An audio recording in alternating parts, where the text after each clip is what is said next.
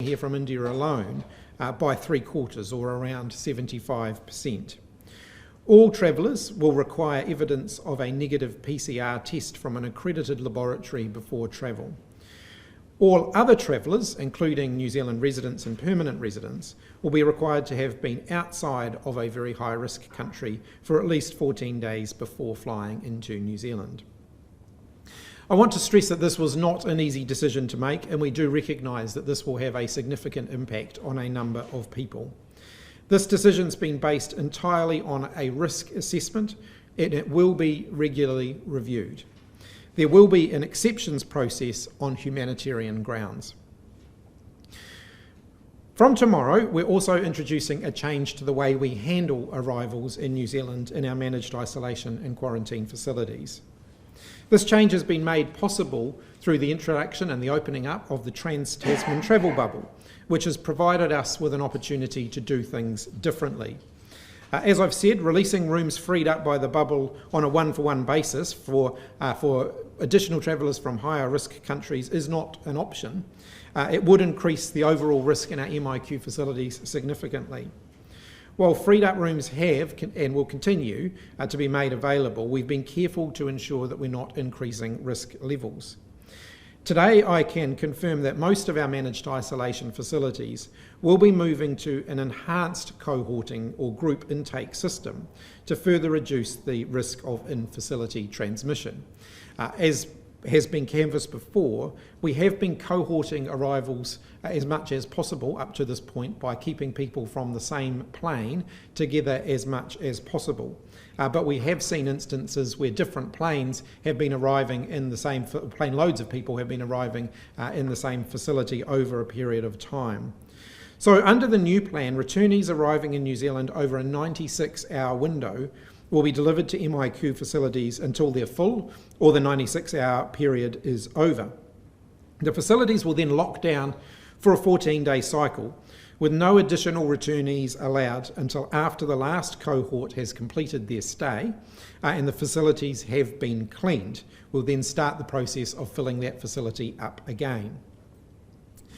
This will ensure returnees will be in the same facility as others who have arrived at about the same time, and importantly, it will keep those who have just arrived apart from those who are coming towards the end of their stay in managed isolation. The Pullman Hotel will be the first isolation facility to receive cohorted arrivals starting from tomorrow, and the transition to the new approach will be completed by Sunday the 16th of May. Day 0-1 testing, people staying in their room until the negative results are returned. Day 3 and Day 12 testing, limited exposures to others when exercising or smoking, and physical distancing will continue to apply across all of our facilities. I want to end by emphasising what I said at the start. It's important that wherever travel restrictions are applied by New Zealand in response to a risk assessment, that they are for a well-defined period, that they are reviewed regularly to ensure that the measure remains proportionate to the level of assessed risk. The first assessment will take place within the next 2 weeks.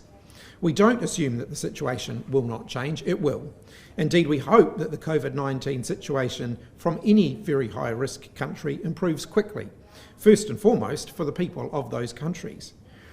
As I said, the government does not make these decisions lightly. We realise they impact on people's freedoms and they create real challenges and inconvenience. But they are the right thing for us to do at this time. Limiting arrivals from very high-risk countries at this time will substantially reduce the flow of COVID-19 cases into our managed isolation system. When combined with the enhanced cohorting measures that we're putting in place with the system that's already served us very well, we'll be able to manage the risk even more effectively to keep New Zealanders safe. Happy to open up for questions. Lisa. The 96-hour window, can you just clarify that? So will that be only people from the same country of departure, or will you mix and match? No, it'll reflect the planes that they've come in on.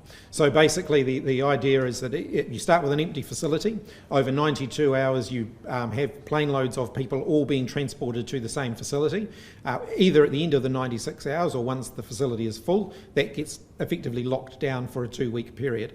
We have to recognise that the country of origin isn't necessarily the best and only marker of risk for this particular purpose, because people are often interacting in transit and on the plane on the way to New Zealand. But to be clear, you could have people arriving from India going into the same hotel as people arriving from the UK, even though those countries have different classifications. We would certainly be trying to make sure that very high risk and high risk, as much as practical, are being kept separate, but bearing in mind that those coming from very high risk countries will be arriving on the same plane as people coming from high risk countries. So to some extent that's beyond our control. Not always though, so there is an element of mixing and matching in your cohort in terms of the risk classification of the country. Well, if you look at where the majority of our very high-risk country passengers are coming at the moment, they're coming through the United Arab Emirates on a particular flight. That flight also has people from Europe and from all around the rest of the world as well. So in terms of people who are not New Zealand citizens, who have rights to reside here in New Zealand, is it your expectation that they will have to exit a high-risk country, pay for 2 weeks accommodation somewhere else, and then you will allow them into New Zealand? That's right. So we haven't said, we have to provide a pathway for New Zealanders to come back. We've always been very clear, other than where there's a very short-term reason to put a restriction in place, we would not restrict the right of New Zealanders to return home. A permanent resident, of course, has somewhere else that is their where they are a citizen. But if they do wish to come back to New Zealand, then they can do that, but they have to spend 2 weeks somewhere else first. How many people are in that category as far as you know? As I indicated before, in terms of the overall arrivals from India, which is the largest group affected by this at the moment, around 75% of the overall number coming in would be affected, of our positive cases would be affected by this. So it would be a reasonably significant number of people. We've been receiving... Sorry, Minister, just to clarify that, are you saying 75% of the people who would have been coming in on planes from India No, sorry. are now no longer coming? Sorry, that's positive cases that, Right, okay. that we're reducing there. In terms of the numbers, I think we've been receiving from India around 450 a month, roughly, coming in from India. So it's possible that a reasonable proportion of those were permanent residents and so on. So we are talking about hundreds of people that could be affected by this. Limiting the number of people coming in from these high-risk countries show that you don't have confidence in our current border systems to manage those risks? No, it's just the fact that the higher the concentration of positive cases that you get within them, the more likely you are to experience issues. So we want to provide a very robust system, as robust as we can make it, but recognising that there is no such thing as zero risk here. The fewer cases coming in, though, the lower the risk will be.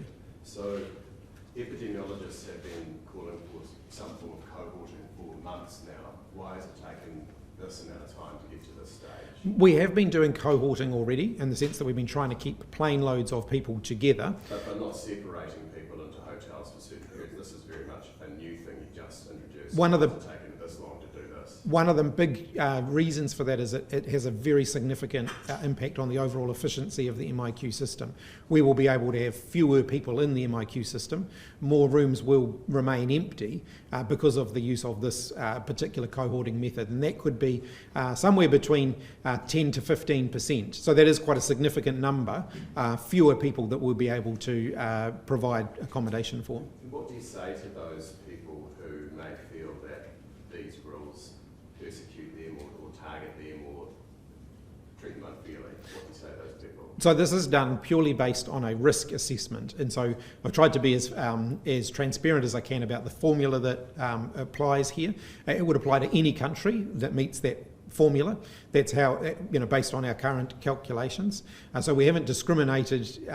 We've applied a formula, and that formula is where we get the number of countries that are being added.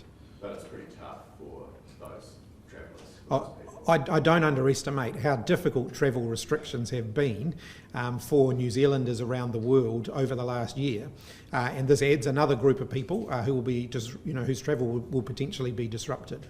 You've previously said some of our MIQs are not up to very high risk arrivals. So which ones are suitable for your cohorting? Look, the vast majority of them are.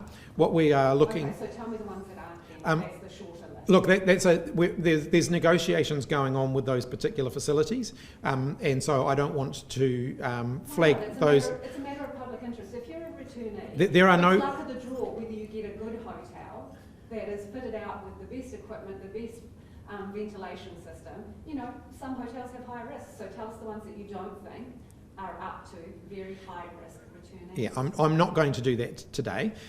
Ultimately, there are some who would cope with a higher concentration of higher risk returnees better than others, and there's a variety of factors, including how much physical space they have in them, the ventilation systems that are within them, the transport arrangements to and from them, the arrangements around exercise areas and so on.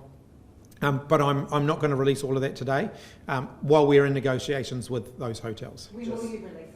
Look, once we've confirmed what that's going to look like, once we've got contracts, once we've determined whether any of those facilities are going to be repurposed or released from the system, then we'd certainly. What is the time frame to do that? Look, it's happening at the moment.